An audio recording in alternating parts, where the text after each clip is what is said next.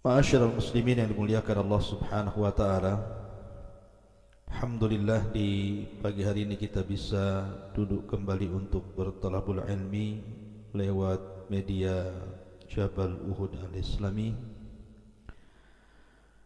Dan pembahasan di pagi hari ini kita akan menyingkap di balik laut mati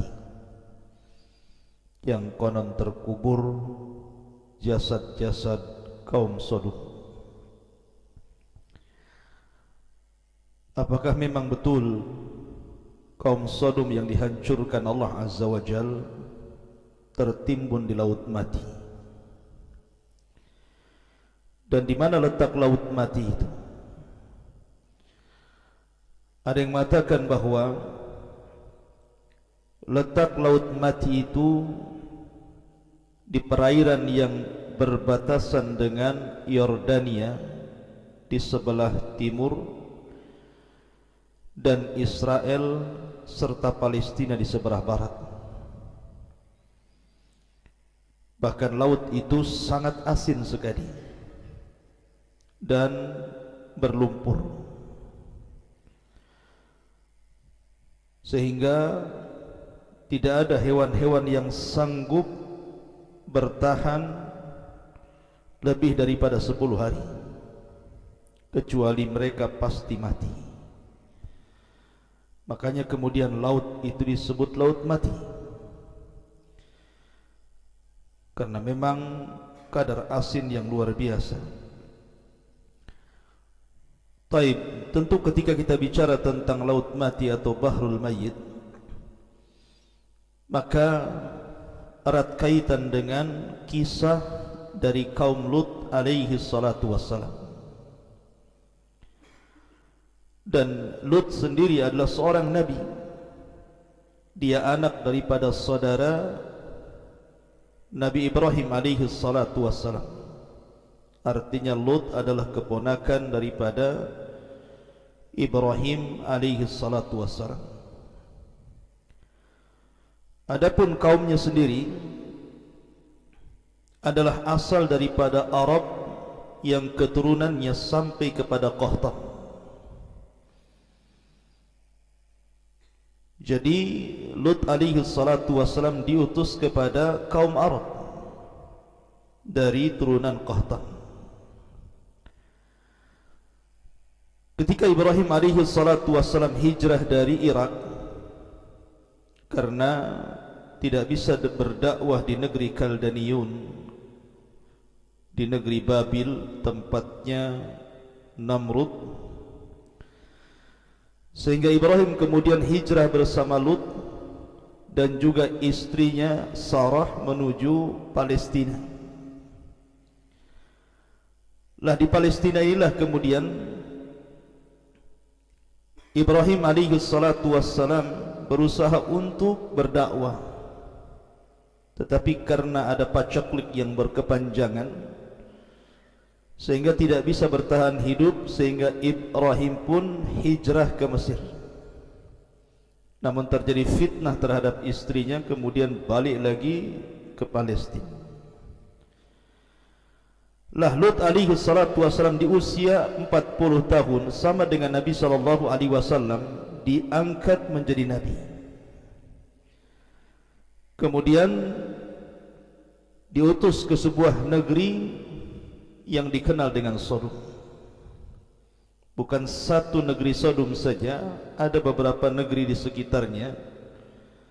Tetapi yang dikenal Sodom karena di antara negeri-negeri yang Lut diutus ke situ itu yang paling parah adalah negeri Sodom. Makanya yang dikenal Sodomnya saja. Baik, sebelum kita cerita, kita akan mengambil atau mengutip ayat Al-Quranul Karim. Allah Subhanahu wa taala berfirman tentang Lut alaihi salatu wassalam, ketika para malaikat datang bertamu kepada Ibrahim alaihi salatu wassalam, ada yang mengatakan Jibril, Mikail dan juga Israfil, dan ada yang mengatakan Malakul Maut yang ketiganya, dalam rangka menghabarkan kelahiran Ishak dan juga kelahiran cucunya Yakub. Maka salah satu tugas malaikat ini Allah katakan, ya Ibrahim, a'rid an hadha, innahu qad jaa amru rabbika wa innahum atihim adzabun ghairu marduh. Wahai Ibrahim, tinggalkan perbincangan ini. Artinya cukup kami menghabarkan kabar gembira terhadap kelahiran Ishak dan juga cucumu kelak Yakub. Sungguh ketetapan Tuhanmu telah datang terhadap kaum Sodom, dan mereka akan ditimpa azab yang tidak dapat ditolak. Maka Ibrahim sempat kemudian bicara tentang bagaimana dengan Lut. Maka para malaikat mengatakan Allah lebih tahu bagaimana menyelamatkan Lut alaihi salatu wassalam. Maka berangkatlah 3 malaikat ini menjumpai Lut alaihi salatu wassalam. Walamma ja'at rusuluna Lutan si'a bihim wa dhaqa bihim dhar'a wa qala hadha yaumun asib. Dan ketika para utusan kami, para malaikat itu datang ke Nabi Lut, dia merasa curiga dan dadanya merasa sempit karena kedatangannya. Lalu Lut berkata, ini hari yang sangat sulit. Kenapa Lut mengatakan seperti itu? Karena Lut khawatir setiap tamu yang datang ke rumah Lut alaihi salatu wassalam akan diganggu oleh kaum Sodom. Makanya Lut mengutus putri-putrinya untuk berada di perbatasan negeri Sodom. Siapapun yang datang tamu menemui Lut disuruh untuk jangan menemuinya. Tetapi 3 malaikat yang menjelma manusia ini memang hendak datang ke Lut dan juga hendak mengazab kaumnya. Jadi mereka maksa berjumpa dengan Lut. Lah ketika ketemu itulah Lut merasa sesak dadanya. Makanya Allah katakan hadza yaumun asib. Apalagi istrinya Lut ini adalah wanita pengkhianat yang Allah subhanahu wa ta'ala jadi percontohan bagi wanita-wanita kafir. Wa dharaballahu masalan lilladzina kafaru imra'ata nuhin wa imra'ata Lut. Dan kami jadikan permisalan bagi wanita-wanita kafir, diantaranya istri Nuh dan istri Lut. Keduanya berkhianat kepada kedua suaminya. Adapun pengkhianatan istrinya Nuh, tidak percaya dengan kenabian Nuh. Ketika turun wahyu, yang pertama mengatakan gila istrinya sebelum kaumnya. Adapun pengkhianatan istrinya Lut, karena istrinya Lut cemburu kalau ada tamu laki-laki yang tampan, maka istrinya akan membakar kayu bakar kemudian sebagai tanda bahwa di rumahnya ada tamu. Maka akan datang orang-orang jahat kaum Sodom kemudian akan memperkosanya. Makanya kemudian di sini dijelaskan waja'ahu qaumuhu yuhra'una ilaihi wa min qablu kanu ya'maluna sayyi'at. Dan kaumnya segera datang kepadanya ketika tahu bahwa di rumah Lut itu ada tamu, maka mereka segera datang karena ada tanda yang diberikan istrinya itu. Dan sejak dulu mereka selalu melakukan perbuatan keji. Maka Lut mengatakan, qala ya qaumi haula'i banati hunna adharu lakum fattaqullah wala tuhzun fi dhaifi alaysa minkum rajulun rasyid. Di sini Lut hendak membela tamunya dengan cara berdialog, dengan cara lembut dulu. Lut mengatakan, wahai kaumku, kalian tidak perlu dengan tamu-tamuku laki-laki ini. Cukup dengan putri-putriku saja. Kalau kalian mau menikah, menikahi putri-putriku. Mereka lebih suci bagi kami. Tentu yang dimaksud putri-putri di sini bukan putri-putrinya Lut saja, tapi seluruh wanita-wanita Sodom dan wanita-wanita sekitarnya, karena Nabi itu ibarat bapak bagi anak-anak putri kaumnya. Artinya seolah-olah Lut mengatakan wanita-wanita banyak, kenapa yang kalian cari laki-laki? Mereka lebih suci bagi kalian. Bertakwalah kepada Allah dan janganlah kalian mencemarkan nama baikku. terhadap tamu-tamuku ini. Tidakkah di antara kalian ada orang yang bijak? Kenapa semua jadi jahat? Tapi mereka mengatakan, qalu laqad alimta ma lana fi banatika fi haqq wa innaka la ta'lamu ma nurid.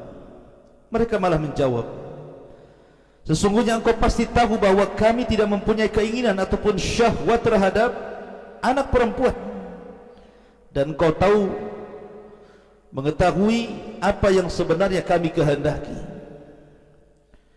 Maka Lut kemudian berusaha melindungi tamunya dan mengatakan, qala law anna li bikum quwwatan aw awi ila ruknin syadid.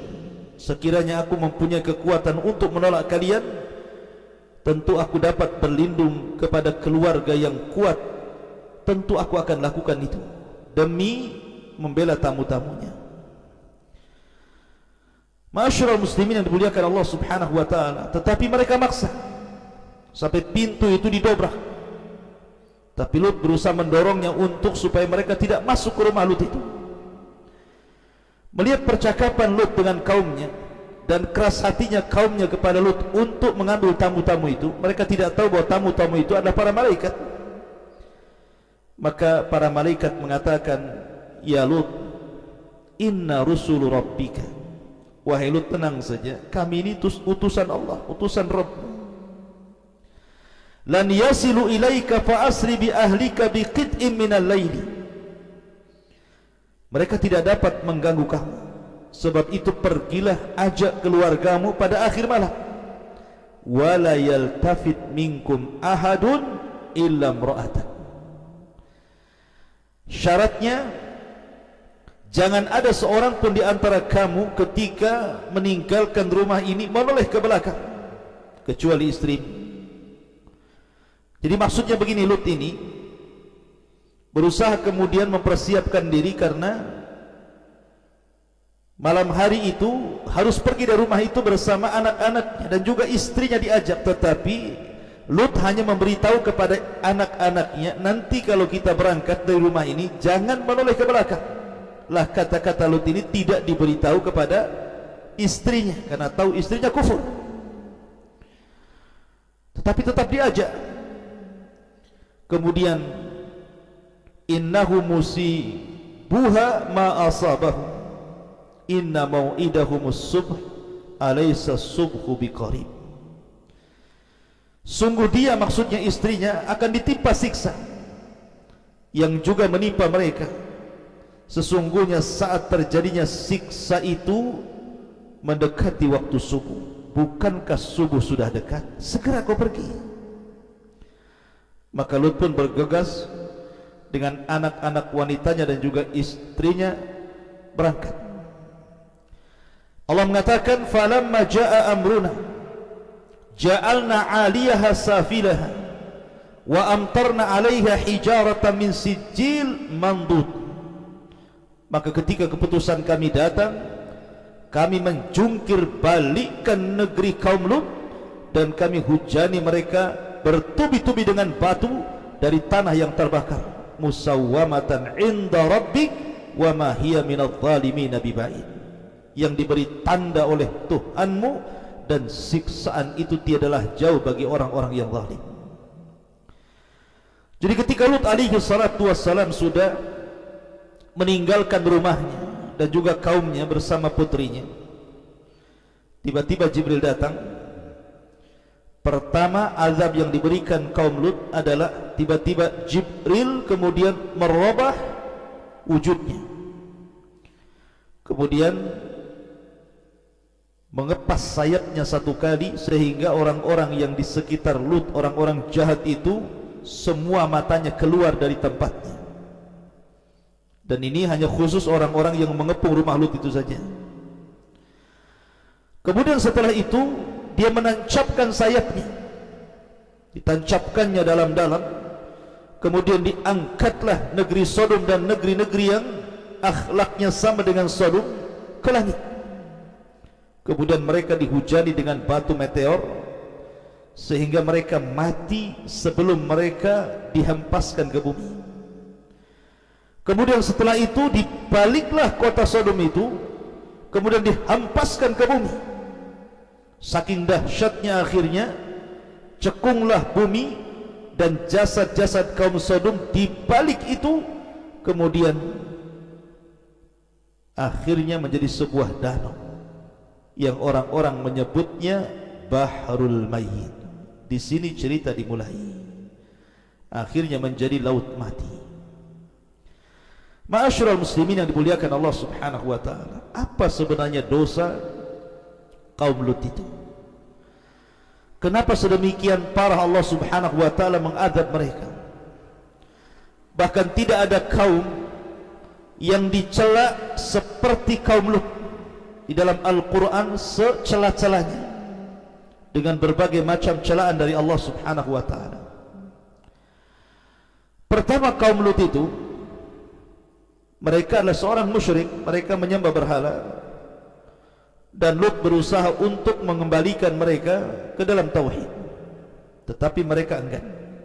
Dari segi akidah mereka rusak. Kemudian yang kedua, kaum Lut ini juga dari segi akhlak, dari segi akhlak mereka sangat buruk sekali, karena mereka qad atar rijala bi syahwatin fahishatin kama ya'tin nisa. Mereka suka laki-laki dengan syahwat yang sangat buruk sekali. Artinya mereka juga suka dengan perempuan, tetapi mereka lebih suka dengan laki-laki. Dan inilah pencetus pertama sejarah LGBT. Sejarah LGBT pertama itu dilakukan oleh kaum Lut, kaum Sodom. Mereka lah yang memulakan perbuatan keji. Kemudian yang ketiga, mereka suka berjudi dan suka mencela sebagian lain dengan sebagian yang lainnya, dan mereka tasyabbuhur rijal fi asril asir bin nisa. Mereka juga tasyabbuh, dandanan mereka seolah-olah laki-laki seperti perempuan. Kemudian juga mereka quta'ut turq, suka mencuri, merampok, garong, dan mereka tidak punya akhlak dalam majlis-majlis. Sampai maaf, ketika mereka kentut pun mereka akan kentut sembarangan. Akhlak mereka rusak, mulai dari akhlak kecil sampai akhlak besar. Terkadang mereka berzina di depan mata, tidak malu. Karena kerusakan yang luar biasa inilah kenapa Allah Subhanahu wa taala azab seazab-azabnya kaum Lut, sampai-sampai kemudian Allah abadikan dalam Al-Qur'an, di banyak surat dalam Al-Qur'an tentang kaum Lut ini. Ma'asyiral muslimin yang dimuliakan Allah Subhanahu wa taala, terjadi silang pendapat sebenarnya tempat diazabnya Lut itu di mana? Ada yang mengatakan bahwa Sodom, kota yang Lut diutus untuk berdakwah itu, adalah terletak di mantiqatil bahril mayyit, berdekatan dengan laut mati. Laut mati yang saya katakan tadi terlingkup di antara Urdun dan juga Israel dan Palestina, tengah-tengahnya. Lut alaihi salatu wassalam ini, ketika datang para malaikat, memang tidak ada Al-Quran ataupun hadis yang menjelaskan tentang yang datang untuk mengadab kaum Lut itu malaikat Jibril, tidak ada. Tetapi ada perkataan para tabi'in bahwa dijelaskan yang datang itu adalah malaikat Jibril, sebagaimana yang saya ceritakan di awal tadi, mengadab seazab-azabnya, sampai-sampai tidak ada azab yang Allah berikan melebihi azabnya kaum Lut yang luar biasa. Sampai-sampai dijadikan istidlal dalil oleh Ali bin Abi Thalib bahwa perbuatan kaum Lut kalau terjadi dan dilakukan, maka sebagai hukumannya dia dirajam sampai mati. apakah dia sudah menikah atau belum menikah. Tetapi kata Ali radhiyallahu an, bukan hanya dirajam, tetapi dibawa ke tempat yang paling tinggi, kemudian dilempar dari atas. Kalau tidak mati maka dilempari batu sampai mati. Sebegitulah Ali radhiyallahu an menghukumi orang-orang yang melakukan hukuman perbuatan kaum Lut, iyadzan billah. Ma'asyiral muslimin yang dimuliakan Allah Subhanahu wa taala. Tetapi apakah kemudian Laut Mati itu yang sekarang ma'ruf berada di perbatasan Yordania sebelah timur dan Israel dan Palestina sebelah baratnya, dan sangat asin dan berlumpur kaya mineral. Memang laut itu indah sebenarnya, tapi masalahnya banyak orang-orang yang datang ke laut itu hanya untuk mandi lumpur, kononnya untuk kesehatan. Padahal Nabi SAW sudah melarang. Tidak boleh seseorang itu mendatangi tempat-tempat yang diazab. Nabi SAW bersabda, la tadkhulu ala haula'il mu'adzabin illa an takunu bakin. Janganlah kalian masuk ke negeri-negeri yang pernah diazab kecuali mereka dalam kondisi menangis. Fa illam takunu bakin fala tadkhulu alaihim. Kalau kalian tidak bisa menangis, maka jangan masuk ke tempat-tempat itu. Kenapa demikian? Dikhawatirkan tertimpa masalahnya, tertimpa azab sebagaimana yang Allah timpakan kepada mereka. Sekali lagi, bahwa apakah memang di Laut Mati tempat jasad-jasad kaum Sodom yang diazab oleh Allah Subhanahu wa taala? Allahu a'lam. Allahu a'lam, kita tidak tahu. Tetapi itu yang banyak dibicarakan oleh para ulama. Karena bagaimanapun Quran tidak menyebutkan Laut Mati, hanya menyebutkan azabnya saja. Bagaimana Allah Subhanahu wa taala mengazab kaum Lut karena mereka membantah nabinya, mereka melakukan kesyirikan dan banyak kerusakan. Dan Allah Subhanahu wa taala katakan, wa inna lutan laminal mursalin idh najjaynahu wa ahlahu ajma'in illa ajuzan fil ghabirin thumma dammarnal akharina wa innakum latamarruna alaihim musbihina wa bil laili afala ta'qilun. Dan sesungguhnya Lut termasuk dari kalangan para rasul. Ketika kami selamatkan dia dan keluarganya semuanya kecuali istrinya, termasuk orang-orang yang tertunda, maksudnya orang-orang yang diazab. Kemudian kami hancurkan seluruh kaum Sodom itu, dan kalian kelak akan melintasi terhadap mereka musbihina wa bil laili, di pagi dan di malam hari. Afala ta'qilun, tidakkah kalian berpikir bagaimana Allah Subhanahu wa taala mengadab mereka? Kata ahli tafsir dan juga sebagian tarikh Islami mengatakan, al-bahrul mayyit huwa makanu khasfin qura qaumi Lutin, bahwa Laut Mati itu tempat di mana terjadi adab bagi kaum Lut alaihi salatu wassalam. Adapun apakah sebuah kepastian, wallahu alam, ini kan penelitian ahli tafsir dan juga tarikh al-islami. Ini yang bisa sampaikan, dan banyak kisah-kisah yang masih samar, seperti umpamanya kisahnya di mana letaknya pembendaharaan Qarun. Ini kita akan bahas nanti. Ada perkara-perkara yang gumut yang berkenaan dengan tempat, karena kita tahu bahwa Al-Quran dan Sunnah seperti kisah Qarun hanya menyebutkan azabnya, tapi letak tempatnya di mana? Sebagaimana di sini juga disebutkan azabnya, tapi letak tempatnya di mana? Baru kemudian diteliti oleh para ulama bahwa tempat diazabnya kaum Lut itu pun tidak sebuah kepastian, adalah Bahrul Mayyit, sebuah lautan yang disebut dengan Laut Mati. Wallahu a'lam bishawab. Mudah-mudahan ada manfaatnya. Subhanaka wa bihamdika asyhadu an la ilaha illa anta astaghfiruka wa atubu ilaik. Allahu ta'ala. Assalamualaikum warahmatullahi